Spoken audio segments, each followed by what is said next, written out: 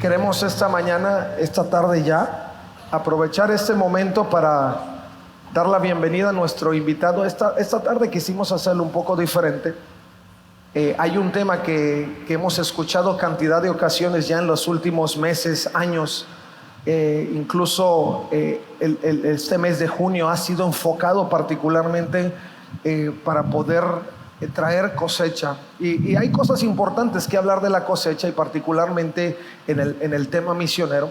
Pero hoy, aprovechando la presencia de nuestro muy buen amigo y hermano Gabriel es Juan Gabriel, pero es Borbolla, ¿ok? Él es un buen amigo, entonces tengo oportunidad de bromear un poquito con él. Hemos los últimos meses, año y un poco más, compartido el trabajo en misiones. Él es nuestro secretario nacional. Ya por muchos años él también ha estado sirviendo en todo el tema de las misiones.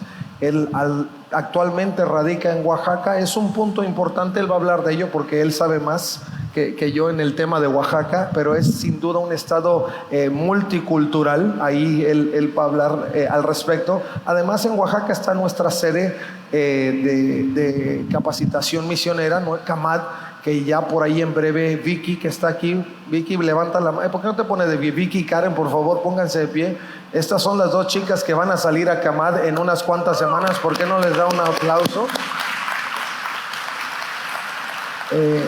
Con ellas también vamos a estar apoyando, así es que ellas son de casa, hermanos. Vamos a hacer algo extraordinario también a favor de ellas, pero ellas son dos profesionistas que han tomado un paso importante de poder llevar adelante, pero vamos a hablar más de ellas después. Pero CAMAD está ahí, ellas van a estar ahí en los siguientes meses, y después Dios sabe dónde van a estar ellas en servicio. Pero nuestro hermano Gabriel ha servido como director de CAMAD en su tiempo, también como secretario, y actualmente sigue siendo nuestro secretario por azares de Dios, y creemos en Dios que hay una palabra importante que vamos a compartir en conjunto. Y bueno, dejo un espacio para que él se introduzca y luego ya entramos en materia. Adelante, Gabriel. Gracias Abiud, y un saludo especial a la iglesia. Es un privilegio para mí compartir con Abiud. Somos compañeros en el Departamento Nacional de Misiones, y yo, aunque no soy originario de Oaxaca, conozco mucho de Oaxaca. Fui director de misiones en el distrito Oaxaca por 10 años, y les voy a hablar un poquito de Oaxaca y de mí. Mi esposa y yo vivimos en Oaxaca, mis hijos nacieron en Oaxaca, o sea que ya tenemos la mitad de la familia oaxaqueños. Pero déjenme decirles que Oaxaca es una oportunidad multicultural, porque Oaxaca es la mayor concentración de grupos étnicos de todo el país. O sea, usted no va a encontrar otro estado de la República, ni casi ningún otro lugar en todo el continente americano en el que haya tanta diversidad cultural, porque originariamente son 16 grupos culturales, pero de esos grupos culturales se hablan más de 165 variantes de idioma en el estado de Oaxaca, y entonces somos la expresión cultural de México. Yo digo de broma, no crean que es una doctrina, hermano, pero el mandato de Dios era llenar toda la tierra, y la intención de los hombres en Génesis capítulo 11 era concentrarse en una torre, y a la torre le llamaron la Torre de Babel. Y el Señor vio eso y dijo: no, yo quiero seguir con mi plan original, y mi plan original es que llene toda la tierra. Y ahí creativamente el Señor dijo: voy a hacer algo para que ya no continúen con esta torre, y decidió confundir sus lenguas. Y los lingüistas dicen que la raíz de los idiomas de todo el mundo son 70. Entonces quiere decir, ahí en un instante se hablaban 70 idiomas diferentes. Ya no se pusieron de acuerdo, y luego yo le agrego que la torre se cayó y que la punta cayó en Oaxaca. ¿Cuántos son los idiomas que hablan ahí? 165. 165. O sea, para que entiendan un poquito, no son 165 idiomas, más bien son variantes dialectales. O sea, el zapoteco es un solo idioma, pero hay 35 comunidades que lo hablan con variantes. Entonces los lingüistas, para poner la Biblia al acceso del zapoteco, tienen que hacer más de 35 traducciones de la Biblia que nosotros tenemos en español a 35 traducciones para que todos los pueblos zapotecos la puedan entender en su variante dialectal. Bueno, eso es solo en Oaxaca. Olvídese del resto del mundo. Lo que implica que tenemos ciertamente una gran responsabilidad. Y usted y yo sabemos que nuestra responsabilidad no es solo regional, pero es mundial. Dios nos llamó, si nosotros observamos particularmente en el libro de los Hechos, nos encontramos que nuestro objetivo era ser revestidos del poder para que pudiéramos ser testigos en Jerusalén, en Samaria, en Judea y hasta los últimos confines de la tierra. Y cuando damos un panorama particular de una zona como es Oaxaca, específicamente nos damos cuenta que hay mucho que hacer. Y si no empezamos cuanto antes, si no nos involucramos en la gran comisión, si no nos involucramos en poder levantar la cosecha, porque lo que es un hecho también, y Gabriel junto con nosotros, ahora que hemos recorrido muchos puntos del país, nos damos cuenta que en efecto la mies es mucha. No es solo porque la escritura lo refiere, pero lo hemos visto, lo hemos palpado, somos testigos de primera mano de que ciertamente la mies es abundante y que en efecto los obreros son pocos. En otras ocasiones yo les he compartido que necesitamos por lo menos 700 misioneros mexicanos de nuestras asambleas de Dios para poder cubrir al 2033 un objetivo global que es poder tener 1 millón de iglesias a nivel mundial. México necesita hacer su parte. Nosotros, Asamblea de Dios, tenemos cerca de 7,000 iglesias. El 10% de eso, o un misionero por cada 10 iglesias, implicaría justamente 700 misioneros. Al presente solo tenemos el 1%, que son 70 misioneros. Esto quiere decir que son un misionero por cada 100 iglesias de Asamblea de Dios en México.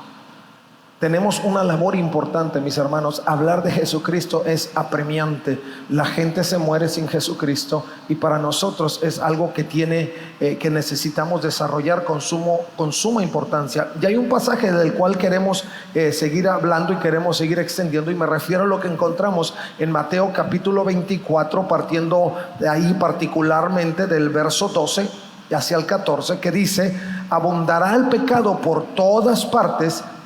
Escuche bien, en el primer servicio Gabriel nos hablaba sobre justamente la intención de lo que el Señor hizo a favor nuestro y el por qué el Señor murió por nosotros, por qué vertió su sangre en la cruz del Calvario, y era precisamente elementos tales como estos. Y dice: abundará el pecado por todas partes y el amor de muchos se enfriará, pero el que se mantenga firme hasta el fin será salvo. Y se predicará las buenas noticias acerca del reino por todo el mundo, de manera que todas las naciones la oirán, y entonces vendrá el fin. Todo el mundo y todas las naciones, y entonces vendrá el fin.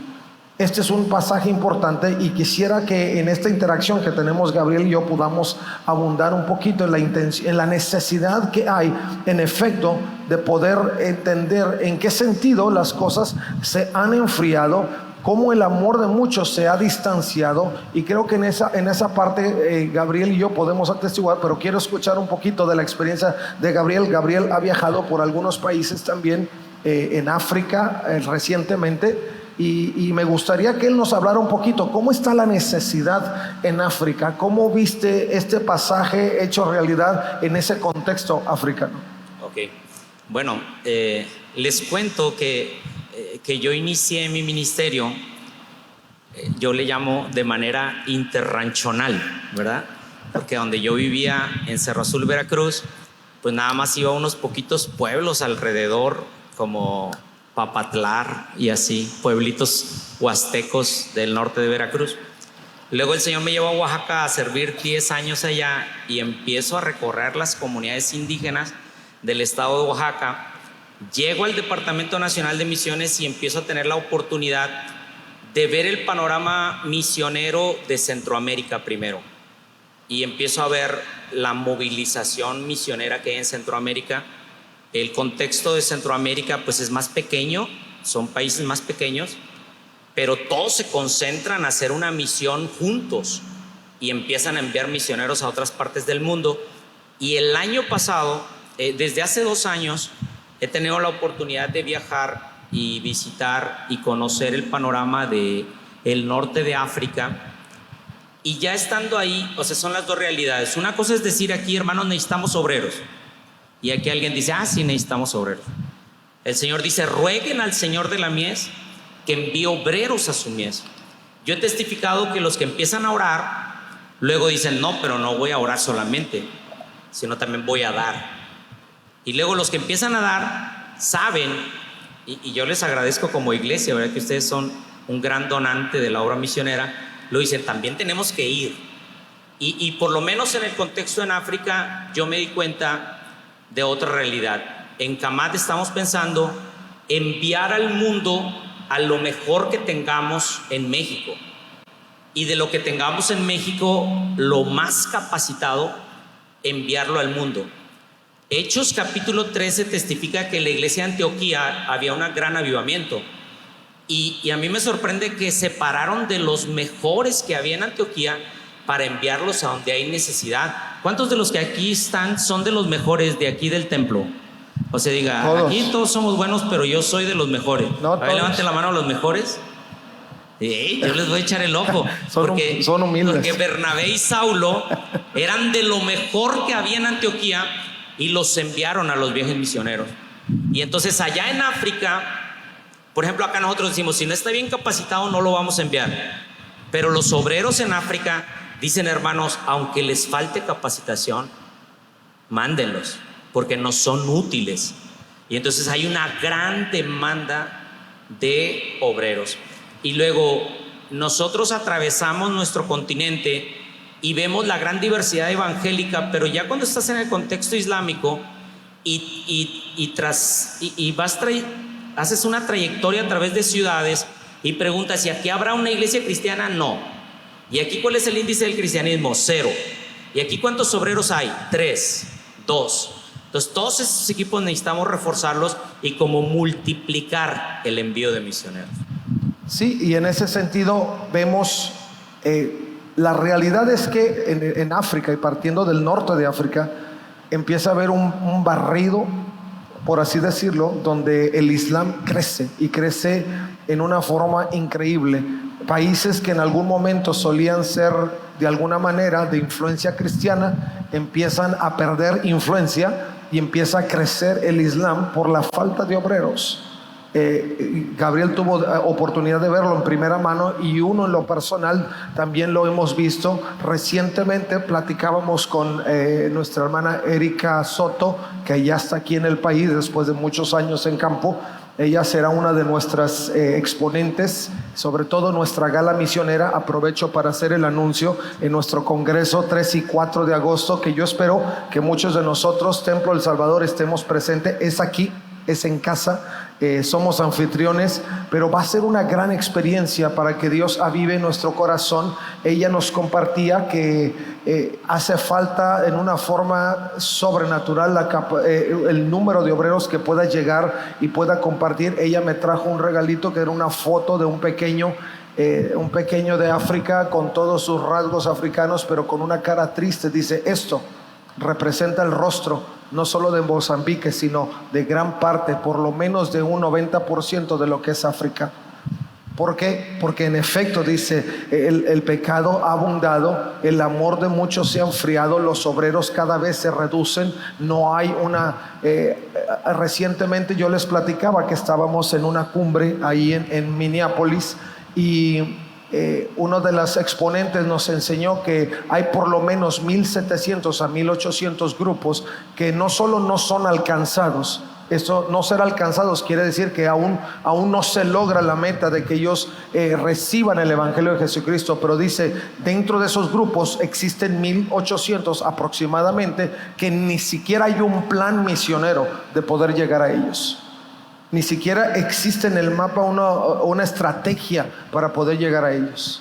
Mis hermanos, estamos en un momento apremiante. Esto que estamos viendo, lo que Mateo nos enseña, lo que el Señor Jesucristo hablaba a sus discípulos a través de este pasaje, implica que podamos tener la sensibilidad, que podamos abrir nuestros ojos a una realidad. No somos solo nosotros, y creo que de eso nos hemos dado cuenta, pero hay una necesidad hacia afuera que necesitamos nosotros cumplir. El principio es que el amor de muchos se enfría, que definitivamente necesitamos llegar a todas partes, porque en todas partes hay un apremio específico el que nosotros tenemos que responder. Hay una necesidad de responder. Y yo quisiera preguntarle a Gabriel, ¿en qué forma, y en base a tu tanta experiencia en el campo misionero, es que nosotros como iglesia podemos responder? Yo sé que hay formas tradicionales en las que la iglesia ha respondido, pero sé que el mundo se ha actualizado, se ha globalizado. ¿Cómo podemos responder a esa necesidad? Fíjense que hemos tratado de acuñar a nivel conciliar una frase que es muy sencilla, ustedes la pueden repetir conmigo, y se dice, esa frase dice: todos somos misiones. A ver, repítanla. Y se oye bien bonita, vuelvan a decir.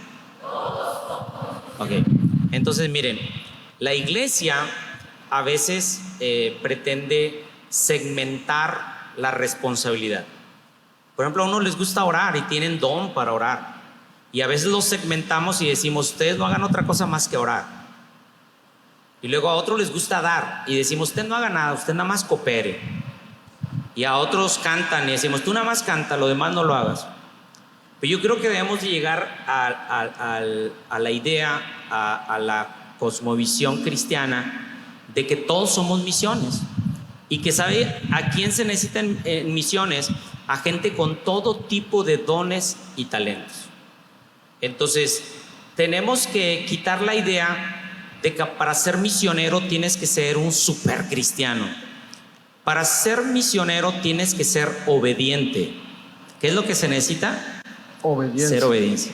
Y entonces nosotros como congregaciones debemos ser obedientes al llamado, y todos debemos de contribuir de manera práctica a la misión.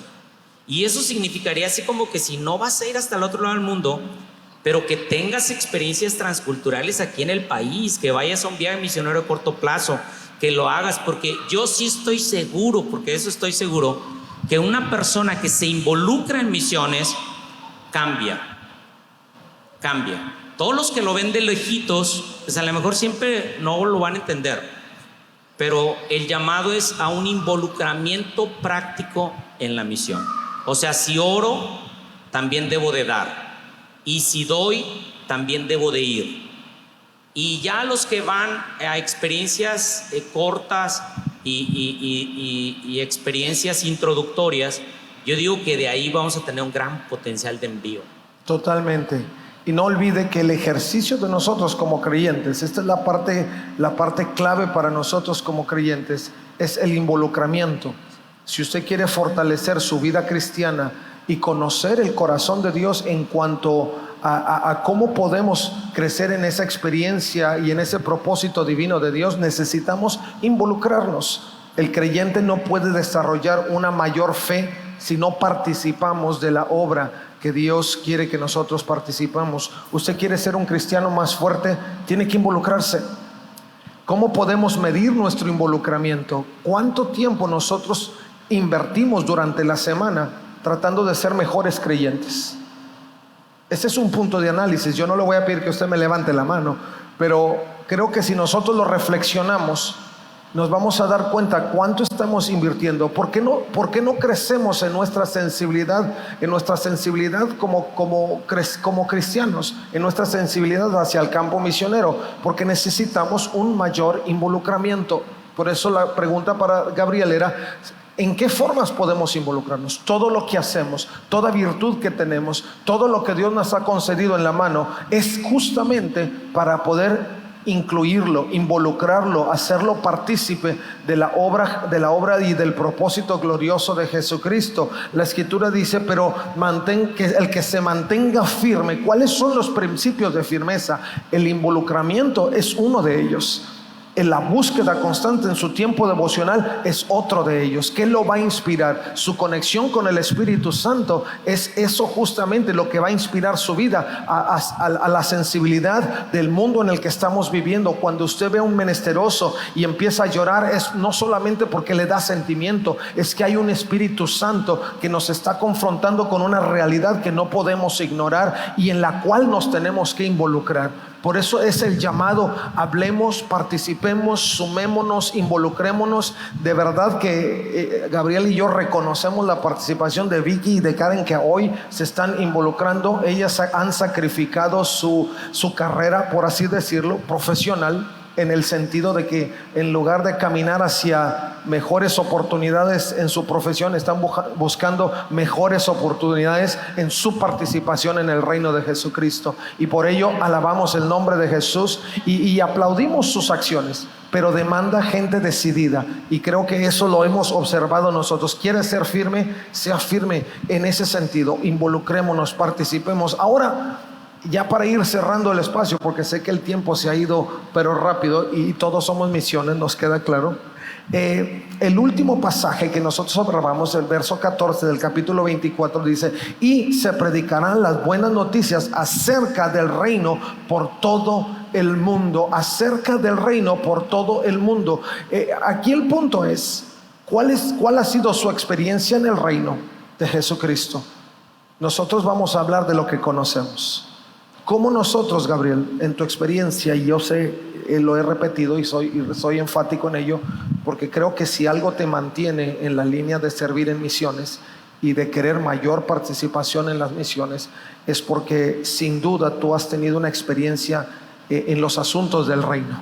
Misiones no es solo, y creo que tú lo vas a reiterar también, pero quiero aprovechar el momento. Misiones no es solo un buen acto altruista hacia el mundo.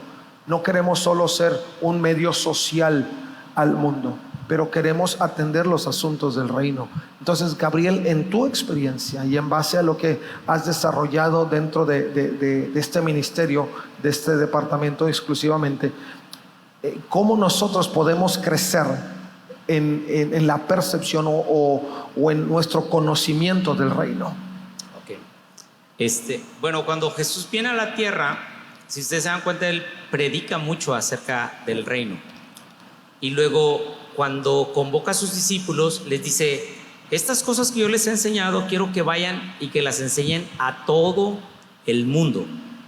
Entonces, lo que ocurre en nosotros es que a veces acumulamos conocimiento de la verdad y queremos esperar a ser perfectos conocedores de la verdad para compartirla. No, hermanos, no. La Biblia dice: den de gracia lo que de gracia han recibido. O sea, la iglesia debe, al mismo tiempo que va recibiendo experiencias y conocimiento del reino de Dios, dárselo a conocer al mundo. Somos responsables del mundo. Dice San Juan 3:16: porque de tal manera amó Dios al mundo. Entonces, Dios no ha cambiado su idea de que su gloria llene toda la tierra. La profecía dice: en la tierra habrá conocimiento de la gloria de Jehová, así como las aguas cubren el mar. Entonces, ¿qué nos está pasando? Que nosotros acumulamos conocimiento y hay zonas en el mundo. Yo prefiero siempre ocupar el término los no alcanzados o los menos alcanzados del mundo. Requieren que la iglesia diga: bueno, esta verdad que ha transformado el mundo cristiano o el mundo donde hay más influencia cristiana. Por ahí hay un salmo que dice que es bienaventurada la nación cuyo Dios es Jehová. Amén. Y nosotros deberíamos decir: en nuestra nación, nuestro Dios es Jehová. Nuestro Dios es el Dios creador de toda la tierra. Y entonces ya somos representantes ante todo el mundo de esa verdad que nosotros conocemos. Y yo quiero terminar esta participación referenciando algunas de las cosas que hacía el apóstol Pablo en sus primeros viajes misioneros. Miren, el apóstol Pablo pues abarcó Asia y llegó, pues él pretendía llegar hasta Europa. Su meta era España, está escrito en el libro de los Hechos. ¿Y por qué España? Porque si usted conoce de geografías, en el Nuevo Testamento, España era lo último de la tierra. Sí, o sea, más de España no había más. Y él por eso pretendía llegar a España. Quiere decir, tenía una visión mundial de la proclamación del Evangelio. Pero sus recorridos pues abarcaron nada más ciertas áreas del mundo. En sus primeros viajes misioneros va a Asia Menor. Pero él dice, yo me propuse anunciar a Cristo no donde él haya sido anunciado ya. El apóstol Pablo decía, no más para los que tienen mucho del Evangelio, sino dice, yo me he propuesto ir a donde nadie ha anunciado la palabra del Señor. Hay un misionólogo que dijo, no es justo que una persona escuche el Evangelio 2 veces en esta tierra cuando todavía hay personas que no han escuchado ni una sola vez. Y mire, como dicen, para muestra basta un botón. De los que estamos aquí, ¿cuántas veces fue necesario que nos insistieran predicándonos el Evangelio para que nosotros tomáramos nuestra decisión por Cristo? Nos predicaron de una forma, de otra forma, una vez, una persona, alguien más. Hubo mucha gente orando por nosotros y después lo recibimos. Pero hermanos, lo justo es que los que recibimos del Evangelio, del reino de Dios, lo compartamos a las naciones. Ese es justamente el asunto esencial y principal del reino del Señor. Si nosotros, Oswald, uno de nuestros misioneros, de los primeros misioneros, él decía que a veces estamos tan preocupados porque la gente escuche de la segunda venida de Jesucristo cuando ni siquiera han escuchado de la primera. Y creo para nosotros esta parte es crucial. Yo no sé cuáles sean sus ideales en la vida, pero si alguno de sus ideales poco tienen que ver con el reino de Jesucristo, que se trata de que nadie se pierda, porque los asuntos del reino no son la conquista del mundo hablando de lo físico, sino la conquista de lo espiritual, de las vidas rendidas, de los corazones abiertos. Porque la esencia del reino tiene que ver también con que nadie se pierda.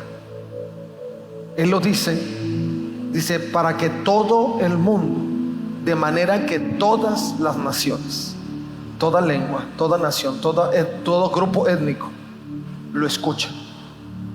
Y dice, y cuando eso suceda, entonces va a llegar el fin. Nosotros que hemos tenido la oportunidad de recorrer el mundo en muchas de las líneas y que hemos estado cerca de la necesidad, nos estamos dando cuenta que apremia. Necesitamos que el ideal de la iglesia sea cumplir los asuntos del reino. Muchos tenemos ideales personales. Quiero hacer esto, quiero lograr aquello, quiero llegar a esta estatura, quiero tener esta carrera, quiero, etcétera, etcétera. Y todo es bueno. Pero ¿cuánto de ello nosotros hemos enfocado para que cumpla las metas del reino? Si nosotros estamos en el asunto del reino, entonces estamos en el asunto de Dios. Y si estamos en el asunto de Dios, estamos también en la condición de sentirnos plenos, de sentirnos satisfechos por la vida que hemos desarrollado. Porque solo en la presencia del Señor, como lo decía el salmista, y cumpliendo los objetivos del reino, es que nosotros encontramos plenitud de gozo. Hay luchas que librar, sí, hay muchas luchas que librar. Hay batallas que enfrentar, definitivo.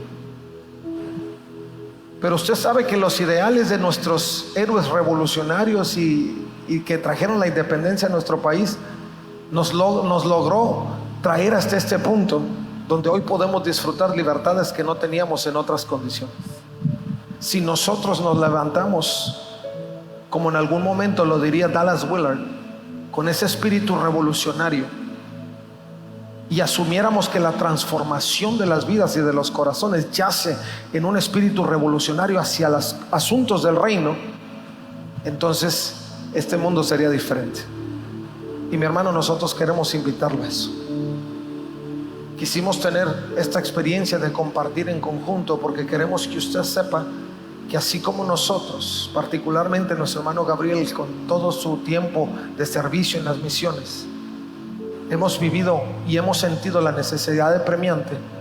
Hoy nuestro deseo y nuestra oración es que usted al salir de aquí diga: Señor, quizá nunca lo había pensado, pero lo que es un hecho al presente es que Dios lo ha puesto a usted en un lugar estratégico.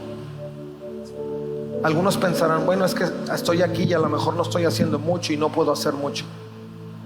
Pero cuando usted enfoca su vida al Señor y pide dirección al Señor, sus ojos van a ser abiertos y usted se va a dar cuenta que aún sea el trabajo, aún sea en medio de la familia, aún sea en su participación en la iglesia, Dios lo ha puesto en un lugar estratégico para que se cumpla la gran comisión. Pero necesitamos enfocar nuestra vida. Y yo quiero que Gabriel, para cerrar este momento, pueda hacerles una invitación a la participación. Vamos a abrir este altar, queremos orar por ustedes. Pero si usted no ha hecho un ideal de atender los asuntos del reino, yo lo invito para que esta tarde usted diga: Señor, yo lo quiero hacer. Quiero ser una persona que participe activamente y podamos ver y cumplir esos objetivos. Cuando lo logremos, dice la Escritura, entonces vendrá el fin. Y yo no sé si a usted le pasa lo mismo que a mí, pero en mi corazón palpita de apremio. Digo: Señor, ¿cómo lo voy a lograr? Me falta gente. Los africanos dicen: envíanos. Y yo digo: Señor, ¿a quién le envío? Quisiera partirme en pedacitos porque yo sí me voy, pero ¿a quién le envío? Necesitamos levantarnos del apremio. Asia dice: mándame. Yo digo: ¿a quién mando?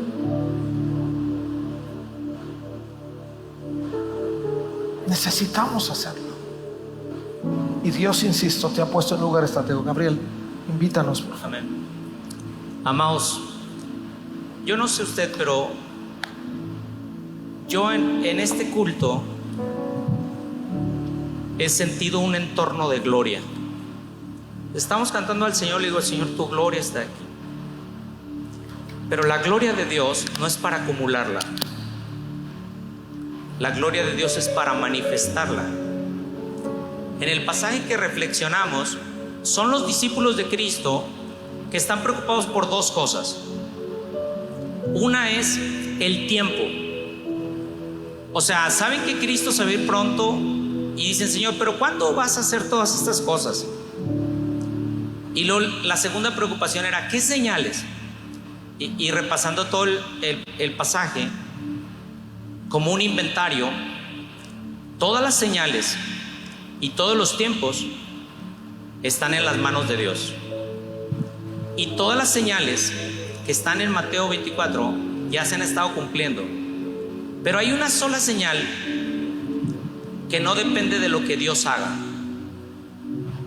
sino depende de lo que la iglesia haga. Porque si usted lee todos los y de este pasaje, solamente el último y nos corresponde a nosotros. Dice: y habrá rumores de guerra. Eso no nos corresponde a nosotros. Y habrá pestes. Y se levantará nación contra nación. Pero lo dice: y será predicado este evangelio del reino. Y de ese y nosotros somos totalmente responsables. Si yo le preguntara al Señor: para inundar al mundo con tu evangelio, ¿a quién de los que está aquí tú no necesitas, Señor? Y yo casi estoy seguro que el Señor me va a decir: los necesito a todos.